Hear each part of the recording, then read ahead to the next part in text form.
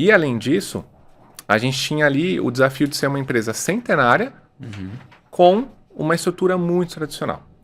Então, a Academia de Líderes ela tinha que funcionar como um catalisador de mudança cultural para a organização.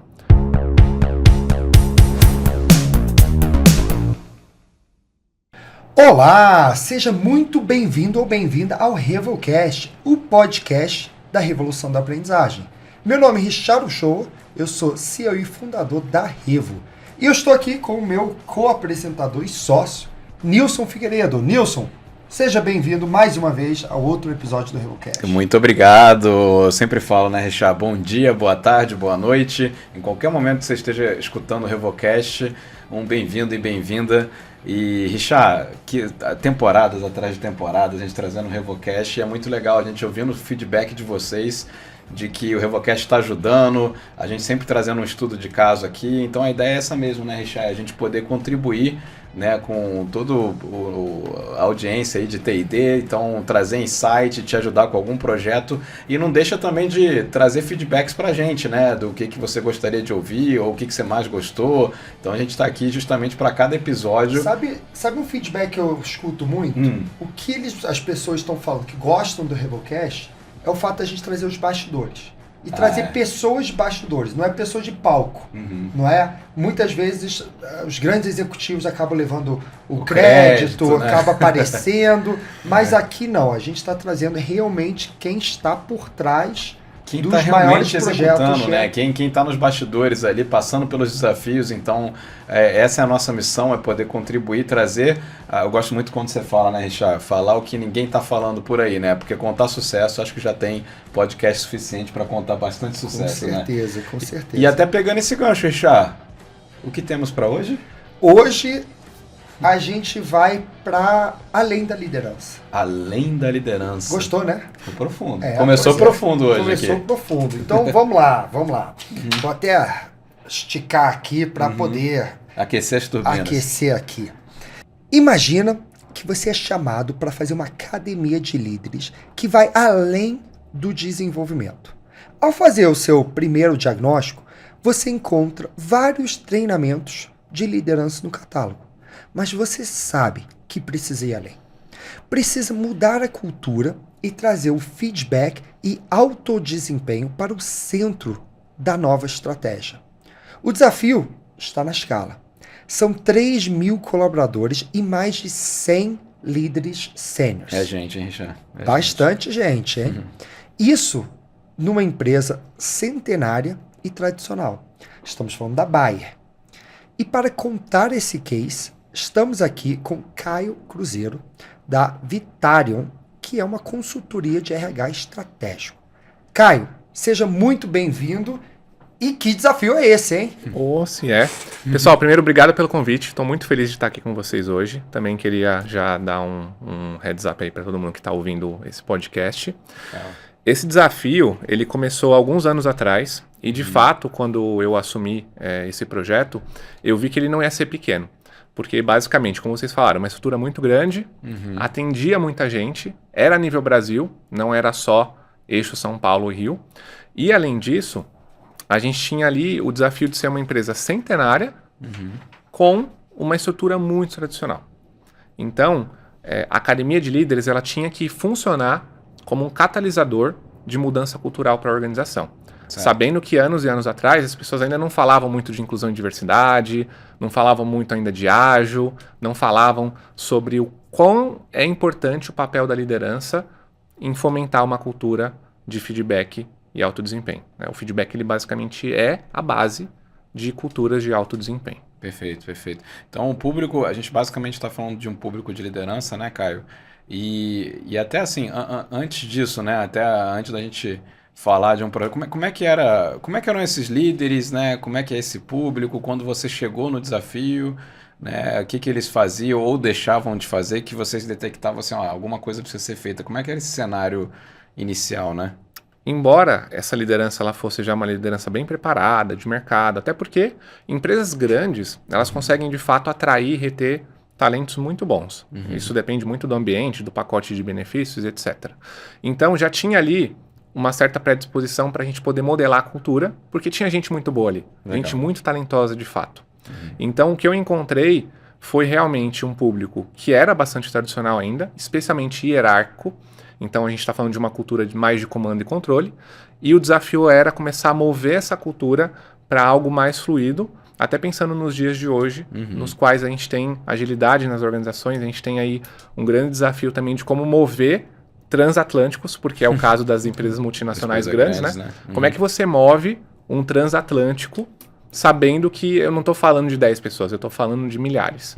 Então isso é uma das coisas que mais desafiam pessoas que trabalham com essa estrutura. E uma dúvida, como que você identifica qual é a nova cultura que você quer colocar? Porque é muito fácil falar, temos comando e controle e agora queremos uma coisa mais moderna, mas como que vocês identificaram qual era o caminho? Primeira coisa é saber onde estamos. Então tem que começar por um diagnóstico. E esse diagnóstico, basicamente, a gente tem que conversar com as pessoas, entrevistar, a gente tem que identificar os elementos de cultura, e aí você repartindo lá a cebola de cultura, você tem que identificar tudo. Quem são os heróis da cultura, quais são os rituais dessa cultura, o que está visível, o que não está. Ou seja, tem coisas que a gente fala no onboarding, por exemplo, quando a pessoa está começando na empresa.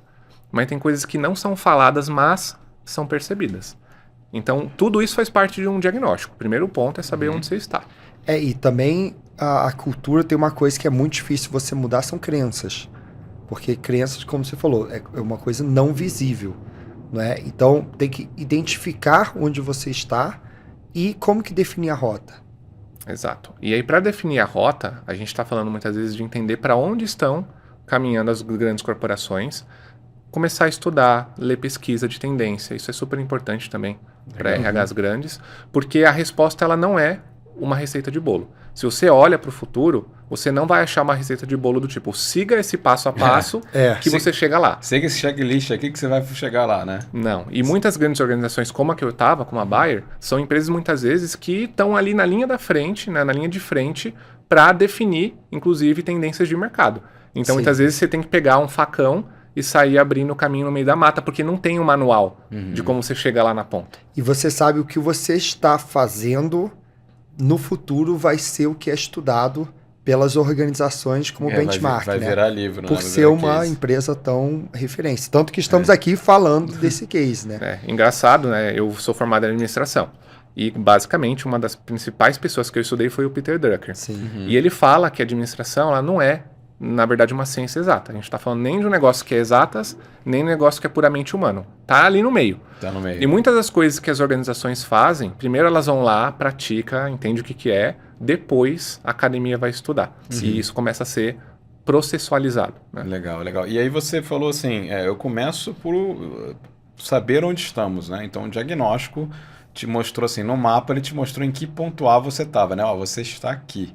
E aí pegando justamente esse gancho de desenhar um mapa, como que foi, né, desenhar o ponto B? Ou seja, fez o diagnóstico, descobriu onde a gente está, qual que é o próximo passo, né? E qual que é esse ponto B ideal, né? Como é que vocês chegaram nesse desenho, né? Pensa numa senhora de 150 anos que precisava se renovar porque na época estava chegando uma nova geração no mercado de trabalho. E essa geração estava entrando em choque com as gerações tradicionais que até então existiam na organização. Então já existia uma luz vermelha ali ligada e muito forte, dizendo que a empresa precisava mudar. Legal. Qual era o principal ponto que a gente tinha que levar em consideração? A empresa não era atrativa para o público jovem. Quando você falava de Bayer para o público jovem, o que a gente ouvia? Se não era farmacêutico nem uma pessoa do agro, a pessoa geralmente não sabia o que era Bayer na época. Entendi. E isso já era um grande indicador de que alguma coisa não estava indo muito bem. A gente não Pelo que conseguia tá falando, atrair público perfeito. jovem. Pelo que você está falando, a Bayer, talvez ela, por ser muito tradicional, e a gente está falando, né, mais de 100 anos, ela talvez foi muito forte, né, essa imagem da Bayer muito forte no passado, mas acho que o desafio era como é que eu atraio, né, os jovens, né, para se interessarem, ou até conhecerem, né, porque se soubessem o que era e conhecessem melhor, talvez valorizassem ainda mais a marca, né? Exato, era um problema anterior à atração, porque as pessoas sequer conheciam a empresa. E provavelmente isso passava por conceitos até de repensar o que é carreira, a forma que você é promovido. Por isso que a gente fala aqui que é um programa de liderança que vai muito além só do desenvolvimento. É revisitar a própria cultura da empresa. Exatamente. E aí, para fazer esse projeto, eu usei como base conceitual um método chamado ADE. A, D de dado, D de dado novamente, I de igreja, E. ADE. Esse é um método que talvez as pessoas não conheçam muito, mas se você já ouviu falar de 6Ds, Sim. você sabe o que eu estou falando. É um método para você criar design de experiência de aprendizagem. É um primo do 6D lá. É um primo. Eu, particularmente, prefiro porque eu acho ele mais fácil de ser implementado. Ele é um pouco mais no dia a dia, uma coisa mais prática. E aí, basicamente, no ADE, você começa justamente com o que eu falei, diagnóstico. Você precisa saber onde você está. Depois do diagnóstico, eu fui para a segunda fase, que é a fase de construir a arquitetura da solução, que a gente também chama em educação corporativa de taxonomia. E aí você vai definir com base naquele diagnóstico, lembrando que no diagnóstico, pessoal, a gente precisa ter o LNT, levantamento de necessidade de treinamento. Então a gente precisa definir quais são os macrotemas que serão trabalhados nessa nova academia. Perfeito. E é a partir disso que você faz o design da arquitetura. E eu acho que aí tem muito erro, inclusive, de profissionais de T&D. Como fazer esse processo bem feito. Porque muitas vezes, se você não fizer bem feito o levantamento de necessidade de treinamento, a sua arquitetura não necessariamente vai conseguir refletir as dores de negócio. Legal. Eu queria, assim, aqui você está trazendo já um baita insight para os nossos ouvintes aqui, para quem é de T&D. Eu queria até se elaborar um pouco mais nesse assunto, porque eu acho que tem muito ouro aí na tua fala, né? Então, primeiro, a escolha pelo método ADE e não o 6D. Então, você já mostrou que existe uma predileção, né? uma preferência por ele, se eu entendi certo, porque ele é um pouco mais prático, né? Mas conta um pouco mais assim, até você falou, o cuidado de fazer o LNT muito bem feito para justamente depois migrar para o design de arquitetura. O que seria fazer, né, o levantamento de necessidades bem feito? Boa. Inclusive, eu fiz esse processo algumas vezes durante a minha carreira e posteriormente eu pude fazer isso em 2 universidades corporativas que eu construí do zero. Legal. Fazer o LNT bem feito é a gente primariamente entender que eu preciso conversar com as pessoas. Boa. Preciso entrevistar, eu preciso entender as dores. E como eu atuei muitos anos como recrutador, fazer boas perguntas é uma coisa que eu fui aprendendo a fazer. Já veio de você, né? E isso ajuda muito no LNT, porque você precisa entender o que está na superfície, mas sabendo que isso é um iceberg. O que não está na superfície. Eu acho interessante porque muitas vezes, né, a da área de T&D, RH, fica lá no corporativo, achando que sabe tudo, olhando só para números. Tal número precisa melhorar, tal. Aí traz até uma consultoria, conversa tudo no corporativo, só não envolve quem? Quem vai fazer o treinamento. Não vai na ponta para de fato entender qual é o problema, ou até, muitas vezes, você pode até saber o problema, mas quando você vai desenvolver um programa, indo para a ponta e conversando com as pessoas, te ajuda também a desenhar melhor esse programa, usando o case prático que ele está vivendo lá. Então, eu acho que tem, como o Nilson usou aqui o exemplo, tem muito ouro nessa fala aí da importância de você ir na ponta, fazer esse, não só levantamento, mas entender o conteúdo que ele precisa. E até pegando esse gancho, o que te faz, assim, para quem imagina, assim, para quem tá nos ouvindo, né? O que faz, assim, ter um pouco mais de firmeza, né? Tô pisando em terreno firme ali, com relação, assim, agora sim eu sei que eu fiz um bom levantamento. Você voltava na ponta e falava, é isso? Existia algum processo de validação?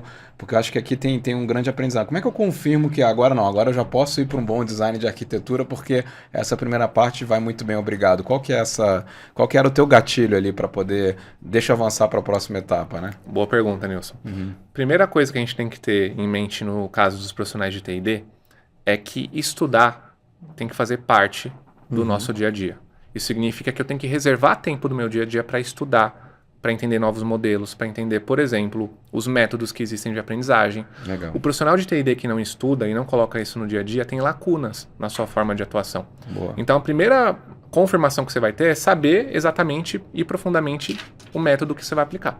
Legal. O engraçado disso, só te cortando rapidamente, é que o T&D fala tanto de lifelong learning, tanto quanto a ponta precisa, mas ele não reserva esse tempo para ele. Ele Gente, mesmo- vamos estudar, né, gente? Precisamos. Precisamos ser lifelong learners aqui, todo mundo, né? Se estamos exatamente. trabalhando com isso, né? Os profissionais de T&D precisam ter o estudo no dia a dia. A gente tem que ser, na verdade, exemplo disso para a organização. E ser exemplo é isso.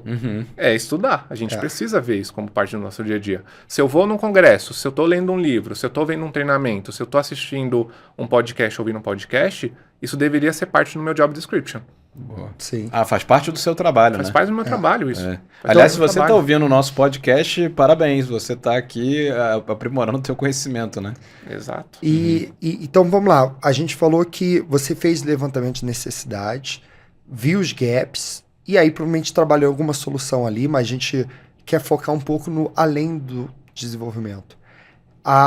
Como que foi identificar que você precisava além? Por que precisou ir além de só treinar os líderes? Primeiro porque boa parte das academias de líderes e até outras soluções de aprendizagem que as organizações acabam oferecendo, elas ficam muito baseadas no método expositivo. Isso significa que a gente tem pessoas, consultorias, pessoas internas também dando treinamentos baseados em método expositivo. O método expositivo é o que a gente aprende na escola. Então eu sento numa cadeira e eu ouço alguém falar. Aquela pessoa ela é detentora do conhecimento. Esse ainda é hoje o método mais largamente utilizado. Se a gente não conseguir transpor esse método, a gente também vai ter muita dificuldade de engajar os nossos líderes nos treinamentos. E depois as pessoas vêm fazer benchmark e perguntar, mas como é que você faz para engajar? As pessoas têm que ir além disso. Sim. Porque treinamento expositivo, por si só, ele ainda segue um modelo muito tradicional. E se a gente só oferece aquilo, a gente já está ferindo princípios andragógicos, que é como o adulto aprende. Perfeito. Então o adulto gosta de coisa nova. E uma das coisas que a gente pode propor, inclusive antes de ir para a parte de desenvolvimento, ainda focando em aprendizagem e treinamento, são métodos diferenciados. E existem tantos métodos, e por isso que eu volto e bater na tecla de que a gente precisa estudar. Por exemplo, eu só fui descobrir isso quando eu fui fazer uma pós de educação corporativa. E aí eu comecei a estudar Vygotsky e Piaget, que foram dois grandes educadores do século XX. E antes do período da Segunda Guerra Mundial, eles já estavam estudando métodos, inclusive para crianças, de como você avança além do expositivo. E aí veio a guerra, e toda vez que vem guerra, a humanidade meio que anda para trás. Esse conhecimento meio que se perdeu no meio do caminho. E depois, alguns estudiosos começram a retomar as pesquisas deles, entre eles o Furstein, que foi a pessoa que popularizou um método chamado de mediação na aprendizagem. Pra vocês terem uma ideia, esse método hoje, ele é usado em faculdades, especialmente MBAs, nos Estados Unidos. Aí o que o Brasil fez? O Brasil ele importou o termo MBA, só que esqueceu de trazer o método. Porque a maioria esmagadora dos... Do MBA é aula expositiva. É algum acadêmico ali na sua frente falando. É um professor dando aula, vamos dizer assim. É uma pós-graduação gourmetizada, porque esqueceram de trazer o método. O método Adorei de isso. mediação na aprendizagem, ele é um método no qual você tira o professor daquele pódiozinho que a gente coloca o professor de detentor do conhecimento. Sim. Então, o MBA americano não tem slide, não tem uma pessoa ali com 400 slides preto e branco tentando desafiar o quanto que aquela pessoa ali aguenta a pressão de não dormir na aula. A mediação na aprendizagem, ela basicamente desafia as pessoas. Então, você geralmente vai ter case que você tem que estudar antes da aula, e a aula é desafio constante de argumentação, não é slide expositivo. Cara, eu tô adorando o que você tá trazendo, porque, assim, a gente fala tanto disso, assim, por acaso, eu e o Richard, a gente fez, tivemos, assim, eu sei que não é todo mundo que pode, mas a gente fez MBAs internacionais, né? Pós-graduação, o Richard fez em Oxford, eu fiz em Ohio, e a gente sempre gostou muito das aulas que a gente sempre fala, né, Richard, assim, no âmbito pessoal, cara, que as aulas são demais, por quê? Porque eles dão cases pra gente, é PBL, né? É o Problem Based Learning, né? Ele te dá case e você... É o que você falou, você não vai... Você estuda o case antes da aula, e a aula é só debate, é só argumentação e a tomada de decisão. E por que você iria para esse caminho? Aí você acha que tá por um jeito, aí o professor faz você falar, mas você não percebeu isso, não percebeu aquilo. Aí ele faz você questionar a tua tomada de decisão. E a gente, nas soluções da Revo, acho que é importante dizer, para quem ainda não conhece o que a gente faz... A gente sempre fala, vamos usar PBL, assim, por que você falou até da andragogia, né, os conceitos andragógicos, a gente trazer assim, coloca ele para uma tomada de decisão, mesmo que no online, tá? No assíncrono, a gente usa muito isso, para engajar. Né? Porque será que a solução agora de aprendizagem é eu colocar alguém falando de frente para a câmera? Porque tudo que você vai ver de curso online por aí, não na educação corporativa, a gente até enquanto pessoa física tem muito curso online por aí, é sempre alguém de frente para a câmera falando pá, slide. Aí você pega o pior do presencial e você digitaliza. Digitaliza. O melhor do presencial é você ter o debate, tal, só que você pega a pior parte e tira até o fator humano. E aí piora mais ainda. Eu sempre falo que filmar o teatro não é fazer cinema. Filmar o presencial não é fazer EAD. Até teve o caso de um cliente nosso, né, que é curioso contar aqui. Ele tinha várias vídeos, ele gravou várias aulas de pós-graduação e colocou na plataforma, na universidade corporativa dele.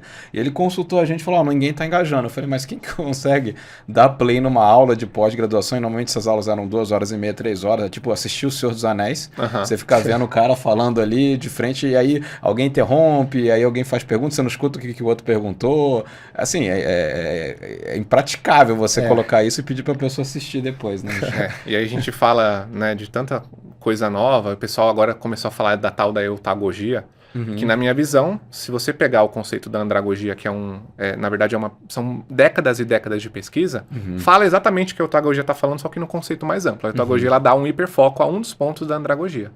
E quando a gente olha para a academia de líderes que a gente desenvolveu lá, a gente usou justamente esse conceito, inclusive, da mediação na aprendizagem. Então, alguns dos treinamentos que a gente dava para os líderes não tinham sequer PowerPoint. A gente tinha um treinamento de 3 dias, que as lideranças chegavam lá na sala, era presencial, antes da pandemia isso. E aí a primeira coisa que aconteceu ela era tomar um susto, porque não tinha slide. Ela falava, tá, como é que a gente vai sustentar um treinamento de 3 dias sem slide?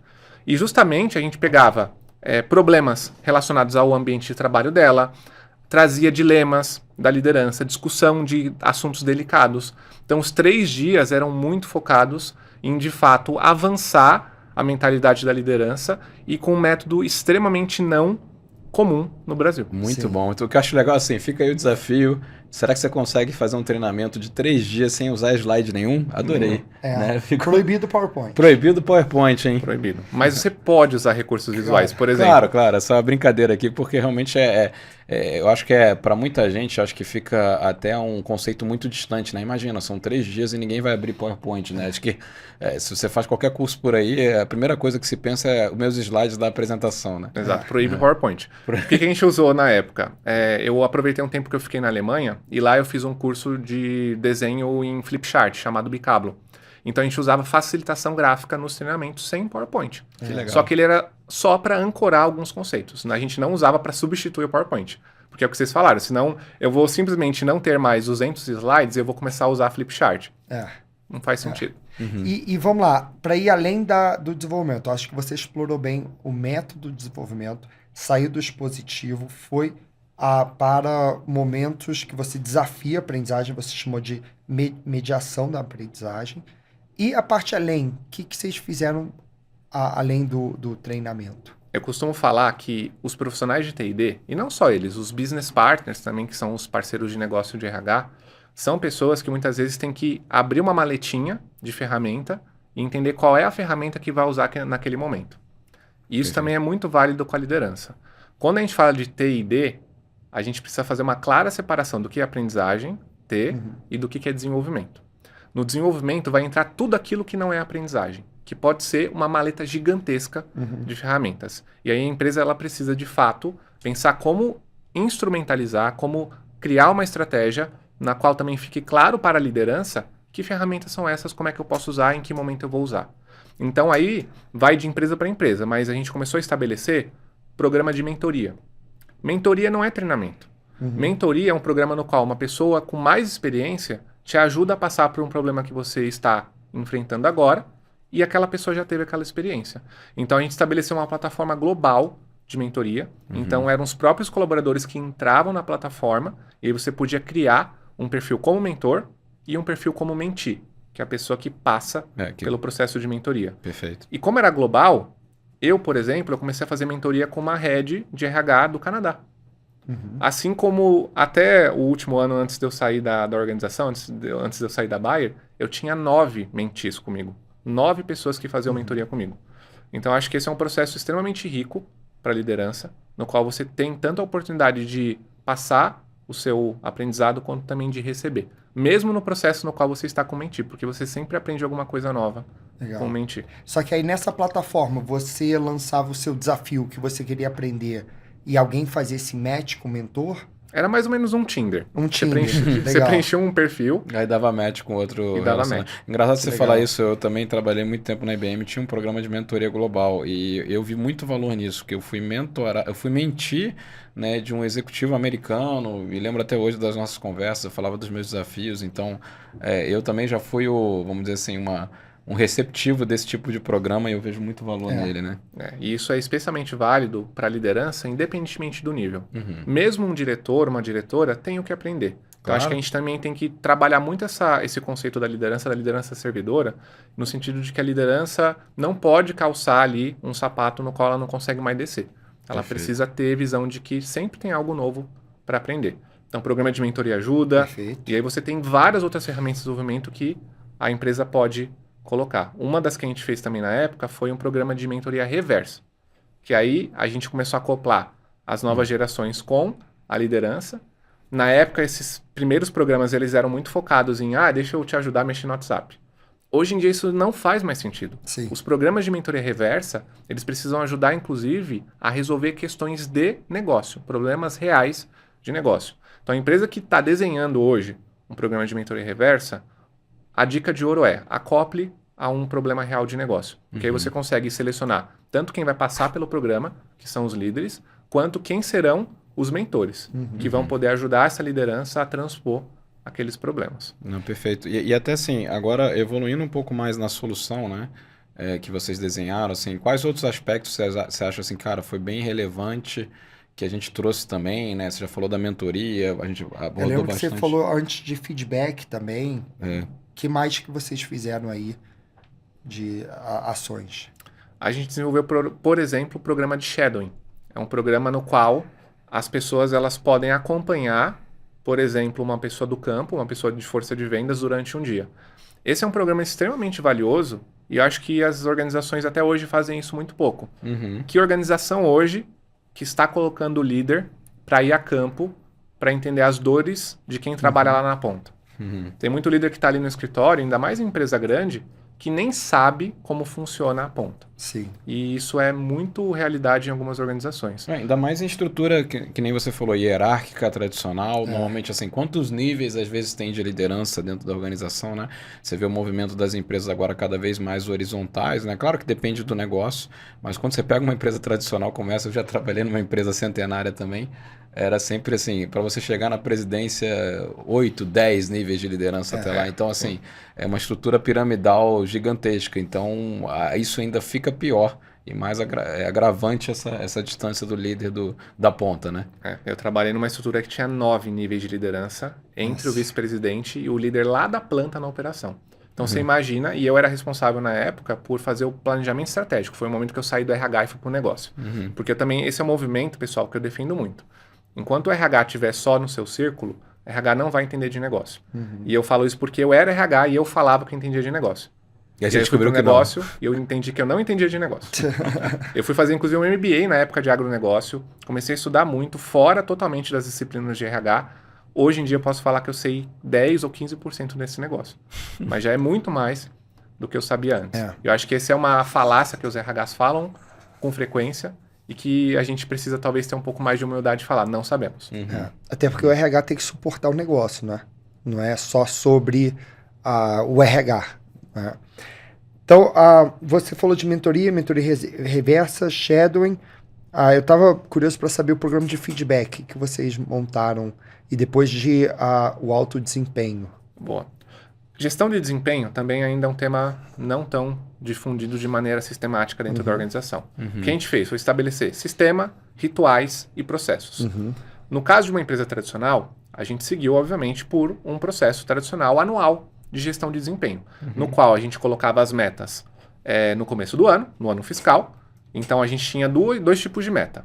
A meta de organização, então a gente está falando de meta empresarial, e a meta comportamental, que é o como. Então, não basta você entregar o resultado e deixar aquela trilha de sangue no caminho. O como começou a ter tanto peso quanto o que. que era a meta de negócio. E no meio desse processo, a gente começou a estabelecer, de fato, rotinas específicas de feedback entre líder e liderado. Então, tanto o líder estruturando o feedback, e a academia de líderes apoiava muito nesse processo, inclusive com simulação realística.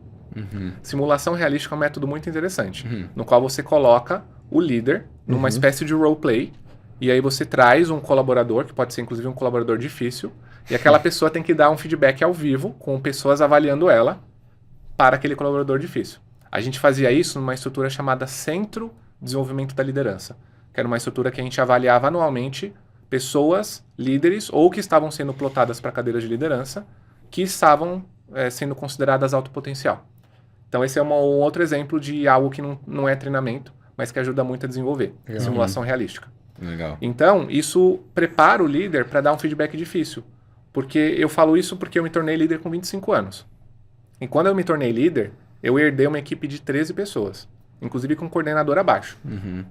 Todos os livros, todos os treinamentos que eu dei e recebi, nada disso me preparou para aquilo que eu encontrei. Na primeira semana, tinha gente me pedindo demissão, tinha gente me pedindo promoção. Eu falo, que livro que eu pego aqui para... Como é que eu faço agora?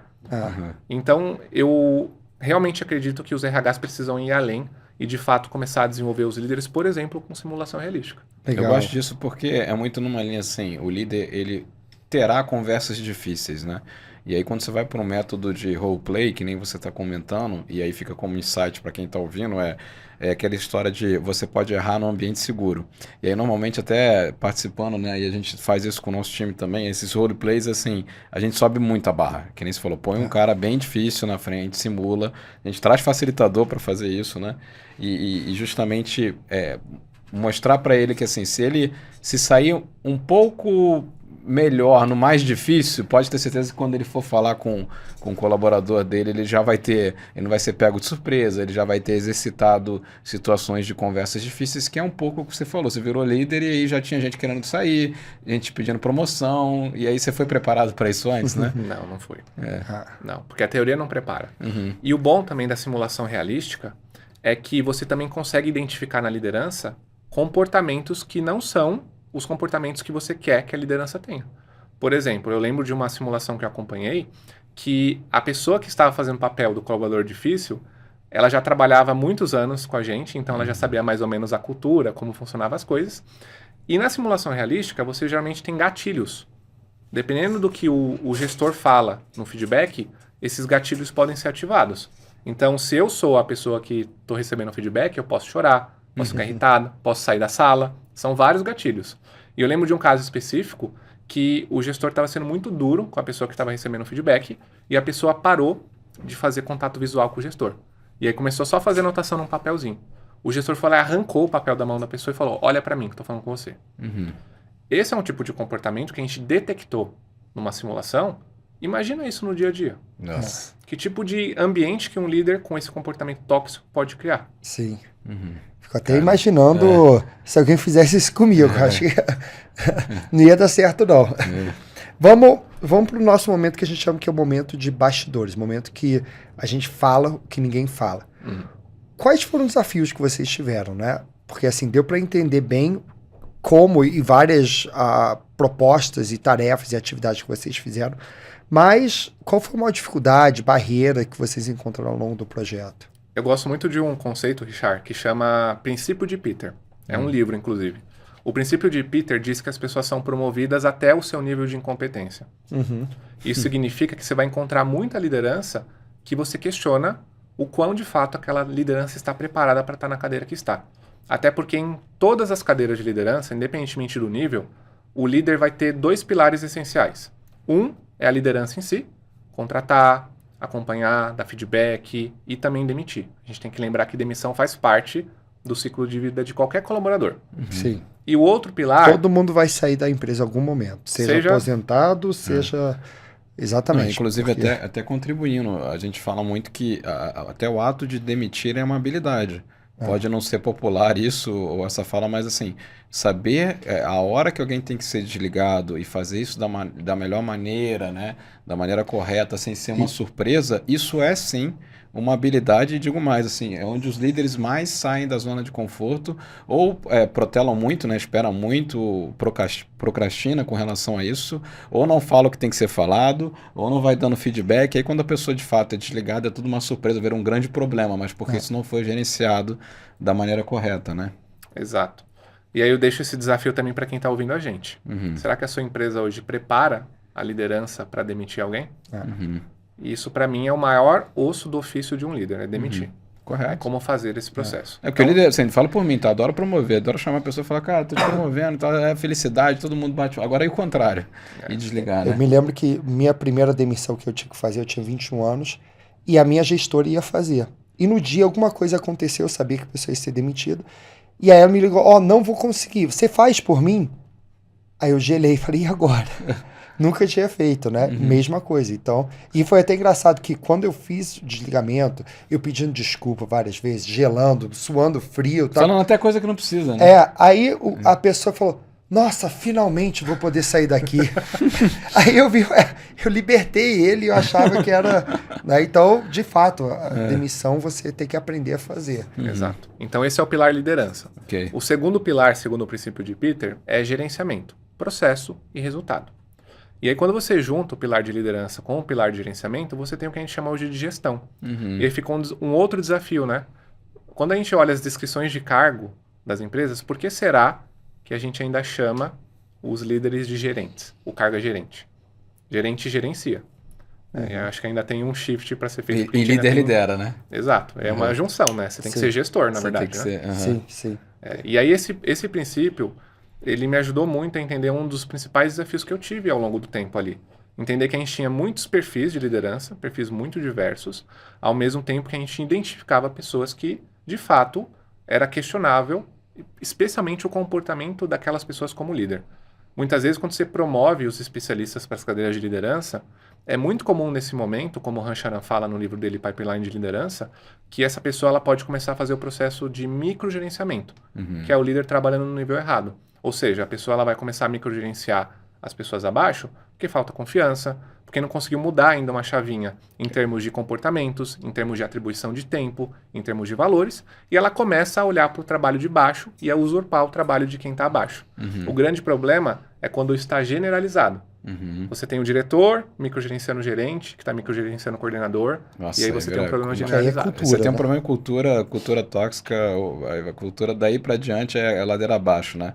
Até porque, igual você falou, o microgerenciamento nas perguntas que o líder, o melhor chefe, está fazendo ali o tempo todo, provavelmente já está nas entrelinhas um sinal de desconfiança, eu não acredito no teu trabalho. Então a pessoa também que está do outro lado, ela percebe isso, né? E aí vai gerando um clima super desagradável. A pessoa desmotiva a pessoa, não pela tarefa que ela tem que fazer, mas pela a forma como o gestor ali está acompanhando ela, né? Então você falou desse desafio. Teve algum outro assim que você falou, isso aí foi uma grande barreira que a gente precisou transpor, alguma coisa assim que você até fala assim, isso aqui eu aprendi muito, faria diferente se eu fosse fazer de novo? Esse desafio levou à questão que você comentou, Richard, cultura. Cultura foi a maior barreira para transpor isso. E nessa época eu ainda não era tão letrado na parte de gestão de mudança. Eu fui fazer depois, certificação, comecei a ler muito sobre isso. Eu posso falar que eu, antes e depois desse letramento, mudei muito a forma de fazer gestão de mudança. Legal. Por quê? Os RHs hoje, comumente, e aí quem está me ouvindo aqui, né, me fale se eu estou mentindo ou não, se a gente tem que fazer uma mudança cultural, o que a gente faz? Vamos dar treinamento, né? Treinamento, afinal, treinamento muda comportamento, né? Não, treinamento não muda comportamento. Eu acho que essa é uma verdade difícil de engolir nos RHs. Se eu só dar o treinamento, ele é parte de uma mudança, mas ele não é o todo. Ele não é o todo, né? Ele não é o todo. Ele contribui com a mudança de comportamento. Acho que a tua fala, ela tem uma provocação muito boa, mas eu acho que o só treinamento é que não faz o milagre. O exemplo que eu dou é, todo mundo sabe que para você ficar em forma, você tem que comer bem e fazer exercício. Não é falta de conhecimento, é falta de ação. Então não adianta você treinar mais em nutrição e os benefícios do exercício. Você tem que botar em ação e prática, né? Então não é só conhecimento. Exatamente, Richard. Você quer um exemplo prático, bem prático disso? A gente teve, né, algumas lideranças que por anos e anos, numa estrutura na qual você fica 10, 15 anos até chegar numa posição de liderança, fala, nossa, cheguei. E aí você vai idealizando coisas do tipo, eu vou ter a minha sala. Aí vem a empresa e fala assim, agora é tudo open office. Não tem mais sala. Você quebra um negócio que a pessoa está idealizando há 10, 15 anos. Sim. Parece bobo, mas isso é um elemento de gestão de mudança.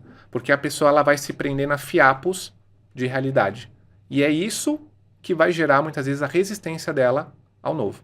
E num processo de gestão de mudança, se a gente não identificar os focos de resistência, ainda mais quando esses focos estão na alta liderança, a sua mudança não vai acontecer.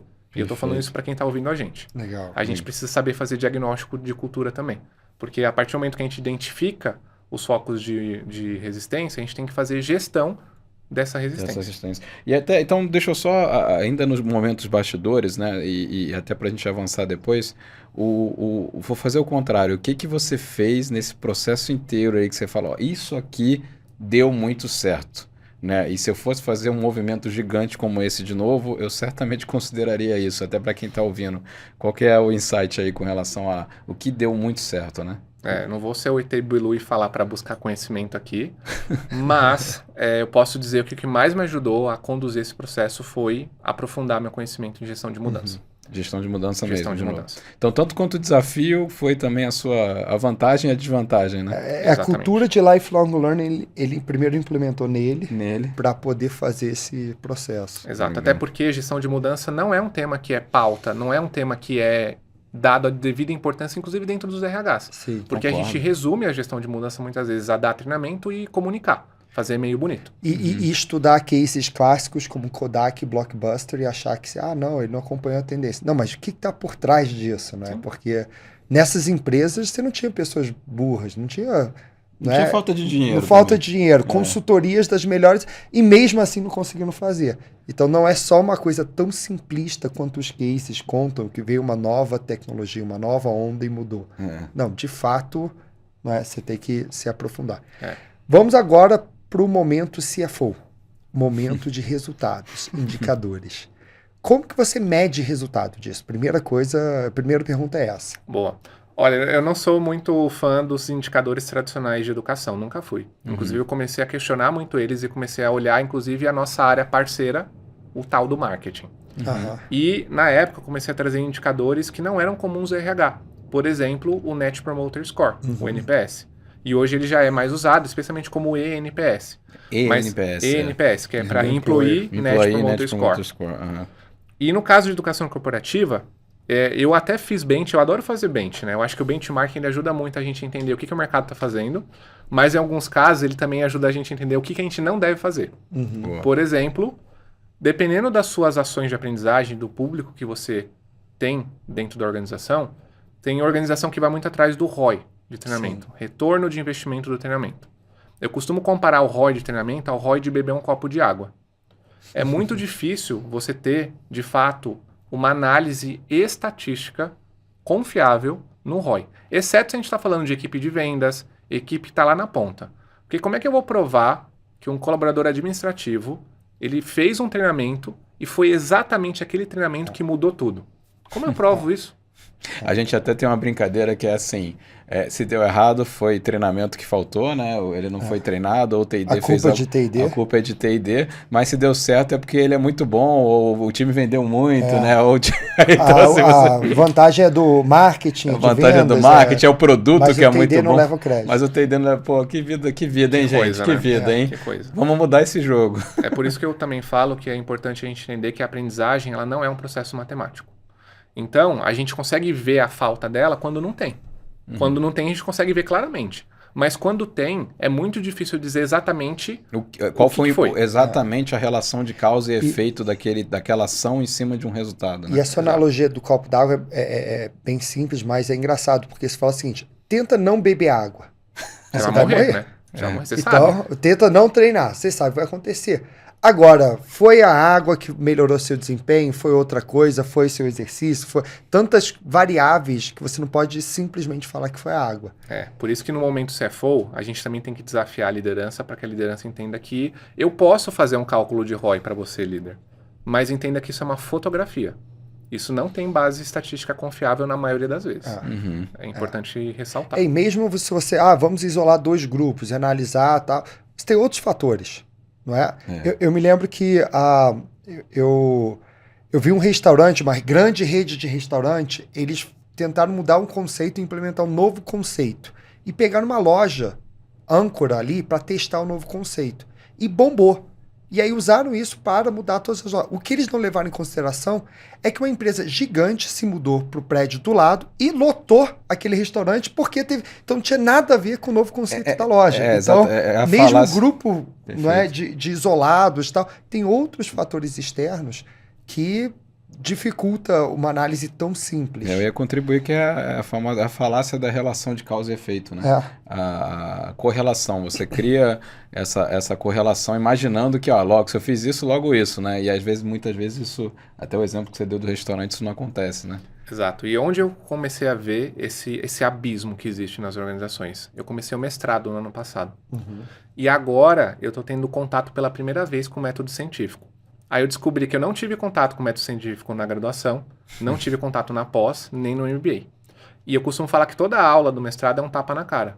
Porque muitas vezes no mestrado a gente vai ser desafiado de fato, a lidar com dados e fatos, lidar com ciência. E as organizações, quando a gente olha para indicadores de treinamento, e o ROI é um grande caso, se eu levar isso aqui, por exemplo, para discussão no mestrado, posso ter certeza que vai ser altamente questionado. Vai ser altamente questionado. Porque não tem método científico. Exatamente. E aí, dito isso, né? Porque isso é a realidade de todo mundo aqui, nossos ouvintes TD. Dito essa dificuldade do ROI, né? Indo por esse caminho, o que você fez ou o que você recomenda para casos como esse, para pelo menos ter uma conversa... aqui o Richard fazendo o papel do CFO que só quer ver número. Legal, ROI não funciona. E aí? Exatamente. Qual que é o próximo passo? Como é que a gente ajuda o pessoal num projeto como esse? Quais indicadores você olhou? O que talvez até mexeu algum ponteiro que você nem imaginava que mexeria? Você falou, que legal, teve esse ganho também. Tem dicas aí também. Porque falar pro CFO, não tem ROI, desculpa, não tem indicador, também não funciona. Ele como CFO difícil, se você fala do método científico, ele fala, obrigado, mas eu quero saber o meu número. Exato. Obrigado, mas eu quero saber do resultado da empresa. Exatamente. E esse é outro dilema do profissional de TI&D, porque a gente começa a estudar e o nosso desafio é não ser muito técnico, especialmente quando a gente estiver lidando com alta liderança. Porque a alta liderança não quer saber se isso é científico, se isso não é, a liderança quer número. Isso que é a verdade. Então, a gente também tem que saber, de uma maneira muito inteligente, como a gente transpor esse dilema, né, para de fato chegar à conexão com a alta liderança. Então, o que eu gosto de fazer? Além do NPS, que é um indicador que eu não preciso explicar, porque toda a liderança conhece o que é o NPS, eu trouxe outros indicadores também do marketing para a educação corporativa. Foi o caso do CSAT, que é o Customer Satisfaction, que você mede a satisfação geral, que pode ser com o treinamento, ou com a academia, ou com a universidade corporativa geral dos seus usuários. E outro indicador que eu gosto muito é o Customer Effort Score. Ele mede o esforço da pessoa a entrar no LMS, no Learning Management System da sua empresa, na plataforma de aprendizagem. Esse indicador mede o quanto é difícil a pessoa acessar os conteúdos. A gente detectou com esse indicador, na época, que a pessoa tinha que entrar no LMS e dar 7 cliques para achar um conteúdo. A gente estava matando a experiência do usuário. Não usava o nosso LMS, é isso que dá. Exatamente. 7 cliques para achar um conteúdo. Quando eu pego meu celular e eu consigo acessar no Google com um clique... Então a gente hoje concorre diretamente com conteúdos que não estão no nosso LMS. O ChatGPT é um exemplo. É um exemplo. Interessantíssimo então, isso. Então, o Customer Effort Score ajudou a gente demais a entender que a experiência do usuário não estava legal. Isso é mais importante do que o chegar no ROI. Isso quando a gente olha para indicadores de treinamento, indicadores de negócio. Olha, indicadores de negócio, quando eu olho para uma... E NPS é um bom indicador de negócio, porque mostra como você está mudando a cultura e a satisfação dos funcionários está melhorando. Né? Exato. Eu acho que se você está falando de treinamentos que são dados para força de vendas, um bom caminho é você fazer o teste AB, que você falou. Coloca um público para fazer aquelas soluções de treinamento, compara com o público que não fez para ver se teve diferença nos resultados.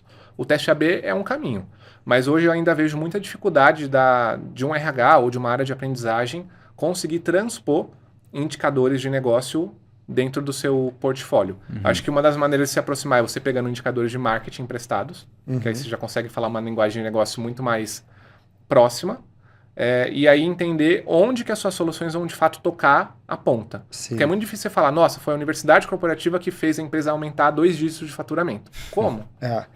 Quando a gente fala de liderança, é difícil você transformar isso em número do DRE, não é? Ou margem, ou faturamento, ou lucro, alguma coisa. Mas certamente, mas a gente sabe a história da água, certamente algum impacto... Tem. Só que de indicador, eu vejo muito olhar para, por exemplo, redução de turnover. Redução de turnover. Não é? Você tem o pesquisa NPS de que a gente clima, falou, né? pesquisa de clima. Você tem aumento, às vezes, de denúncias do canal de denúncias da empresa. Então, você tem outros indicadores aí de negócios para uma coisa mais de cultura e comportamental que não é necessariamente estar no do DRE. Não está no financeiro. E o valor é cruzar os dados, porque se eu, por exemplo, analisar o turnover, que mede a saída e entrada de pessoas na organização, e comparar com minhas soluções de aprendizagem, como é que eu chego nessa conclusão que foram os treinamentos que reduziram o turnover? Sim. Só porque eu apliquei os treinamentos?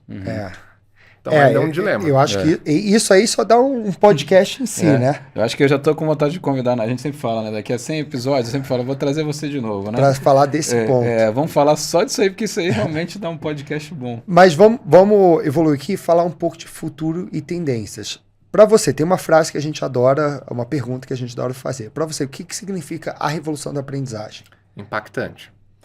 Eu gosto muito de um autor, e aí vale voltar à questão de estar sempre olhando o mercado e estudando, que é o Josh Bersin. E ele acaba trazendo muitas tendências de educação, mostrando também pesquisas que são feitas no meio acadêmico. Legal. E uma das coisas que ele traz nas pesquisas recentes dele é uma tendência das organizações a se moverem para soluções relacionadas a capacidades, e não só um olhar para competências. E isso é, de fato, uma mudança de chavinha para os RHs e para as áreas de aprendizagem. Legal. Porque até então a gente usava como mastro principal das nossas soluções as competências. Lembrando que competência é conhecimento, habilidade, atitude. E Eugênio Mussac fala também que é valores e entorno. Não basta eu ter o conhecimento, habilidade e atitude se eu não acreditar naquilo e se o entorno não permitir que eu coloque o valor em prática, né? A competência em prática. Então, competência é uma parte. E aí vem o Josh Bersin falando agora de uma outra palavra, que é capacidade. Em inglês é capability. Legal. Capability, capacidade, é uma junção de competência, processo e também sistemas. Então o RH ele deixa de ter um olhar só para competência, que pode ser técnica e também comportamental, e também passa a ter um olhar do impacto disso em processos da organização e sistemas, que não necessariamente são só sistemas de TI. Porque se eu desenhar, por exemplo, um fluxo, isso também é um sistema. Sim. Então, ele começa a falar que a gente precisa olhar para as capacidades justamente para que as soluções de aprendizagem possam atender a dores reais de negócio. Que aí não é só comportamento que eu devo olhar. Eu também preciso entender, por exemplo, lá na ponta, na área de TI. O que está doendo na área de TI que as minhas soluções de aprendizagem podem, de fato, ajudar no processo ali de transpor o desafio, né? Cara, eu acho fantástico o que você está trazendo e, assim, eu tenho que destacar essa tua fala, né? Então, se você escuta de novo, volta aí, porque a gente fala muito do TID ser estratégico, né? Uma das missões da Revo, a gente tem aqui algumas missões, né? Mas uma que a gente fala assim, a gente acredita na força de um TID que seja estratégico. Quando eu falo estratégico você como TID tem total capacidade e amplitude para mexer em resultado de negócio. Então, quando você traz essa visão e muito bem embasada, né, tecnicamente falando, olha aí o TID tendo a capacidade de mexer o ponteiro de negócio, né? Uma coisa que a gente acredita muito. Agora, uma curiosidade, se você lembrar ou se souber, tem algum livro dele? Qual o nome do livro? Para quem está ouvindo aí, de repente, pegar? Essa pesquisa que eu citei, Nilson, ela está disponível na internet. Que legal. Também posso compartilhar o link para, de alguma forma, compartilhar. Mas você acha muito fácil, é só buscar o tema. Ele só tem conteúdo em inglês, tá? Então, esse é um desafio.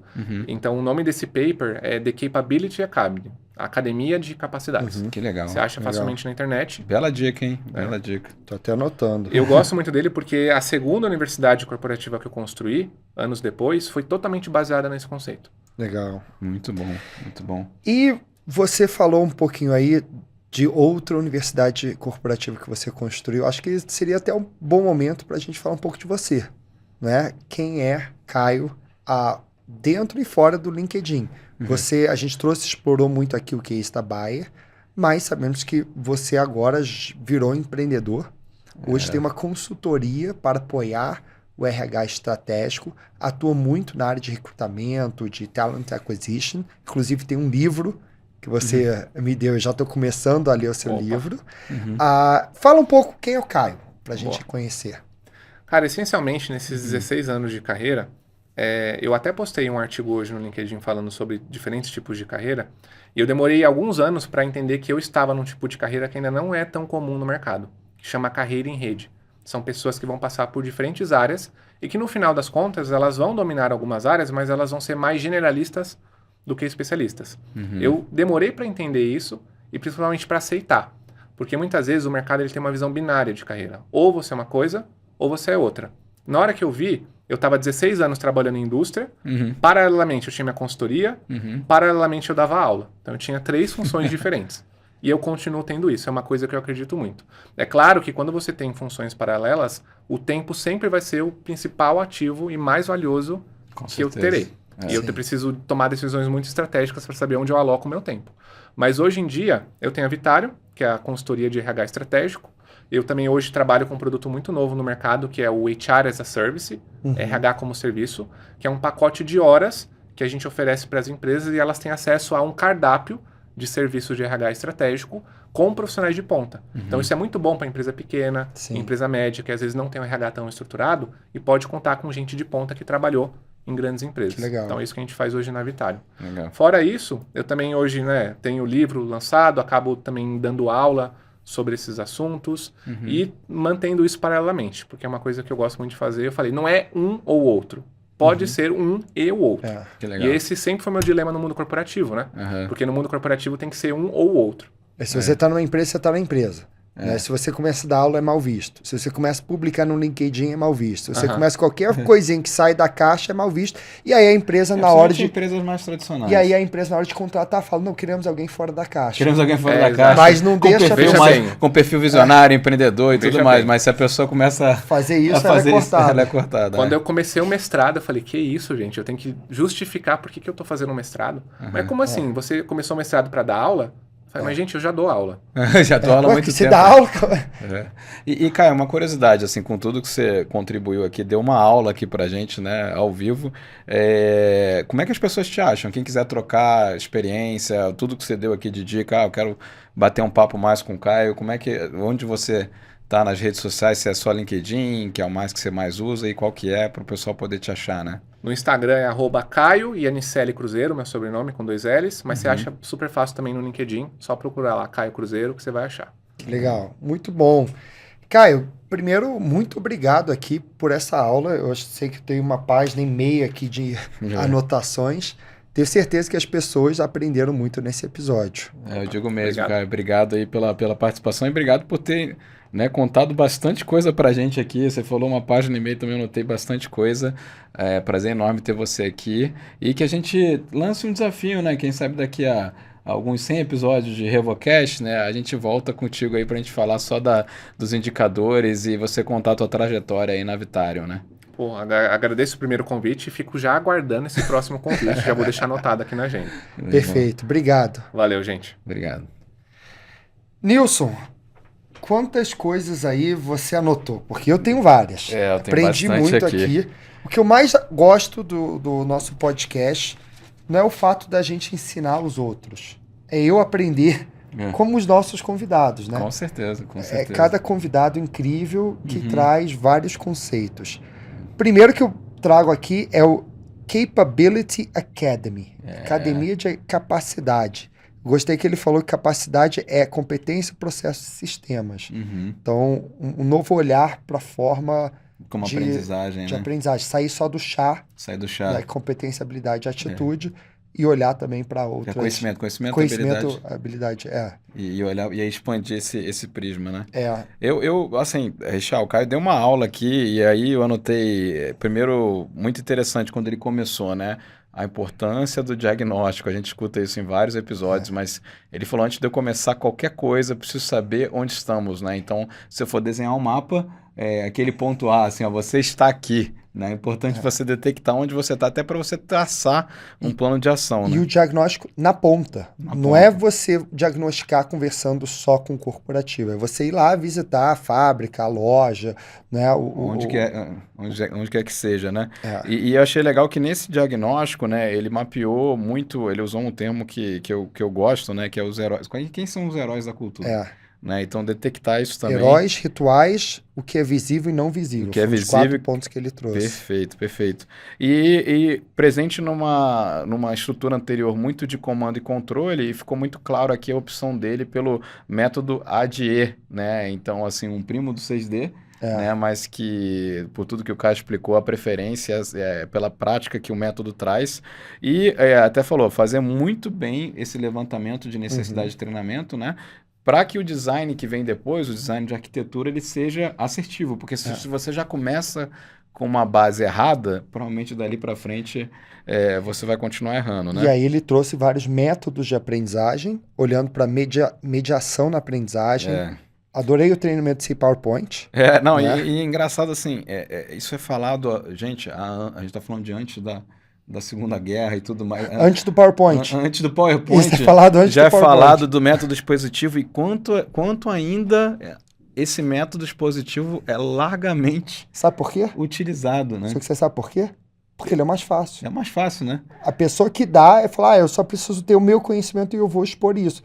Pessoa não precisa estudar métodos de como ensinar. Você tem razão. É mais fácil para quem dá. E é mais fácil também para quem produz, porque é basicamente assim, aperta play, né? Dá rec na câmera. E aí a pessoa sai falando e acha que a isso diferença de você que está assistindo um jogo de futebol e ficar comentando o futebol e falando, versus o técnico teve que estudar 1000 coisas para de fato ser técnico. Agora, outra coisa que eu gostei quando ele falou de T&D, T é treinamento, D é desenvolvimento, e o D é tudo que acontece fora do treinamento. Fora da aprendizagem. Muitas vezes T&D só faz o T, não faz o D. Não faz o D, perfeito. E aí ele trouxe vários modelos, né? Trouxe mentoria reversa, shadowing, toda a parte de simulação realista. O roleplay de feedback, né? Então teve vários modelos de aprendizagem. E uma coisa que eu achei bem legal, a gente vê muito isso até em várias consultorias que a gente dá e clientes, assim, como é que eu faço para engajar, né? Como é que eu faço para movimentar o time?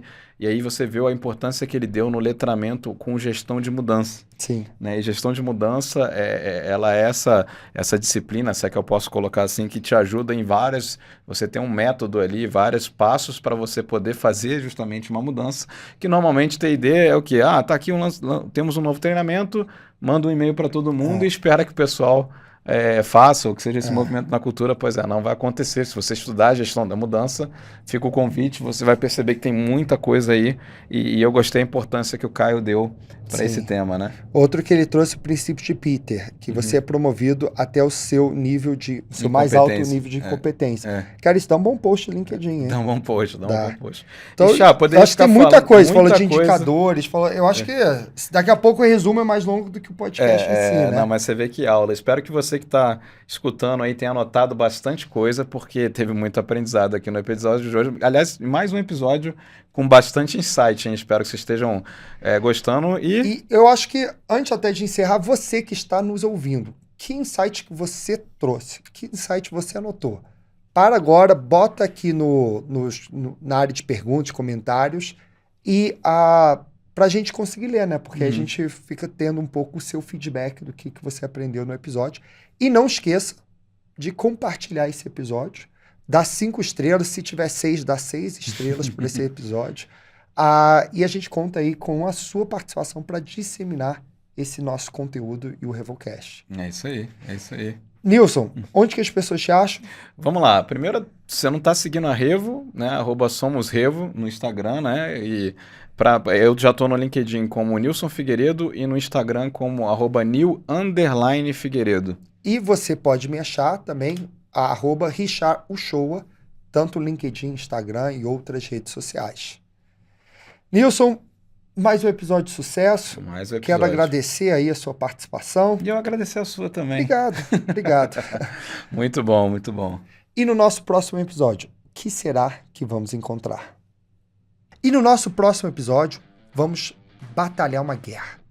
É uma guerra de talentos. Estamos indo para o mundo da tecnologia, um mundo que tem muitas vagas e poucos profissionais. Como que você resolve isso? Estaremos aqui com a Daniela Matos, que é gerente executivo da Universidade TOTUS, falando sobre algumas iniciativas que a TOTUS tem para capacitar o mercado e também como fazer o ramp-up e o desenvolvimento dos seus colaboradores. Não perca que esse episódio realmente vai mudar a forma que você olha para a educação na área de tecnologia.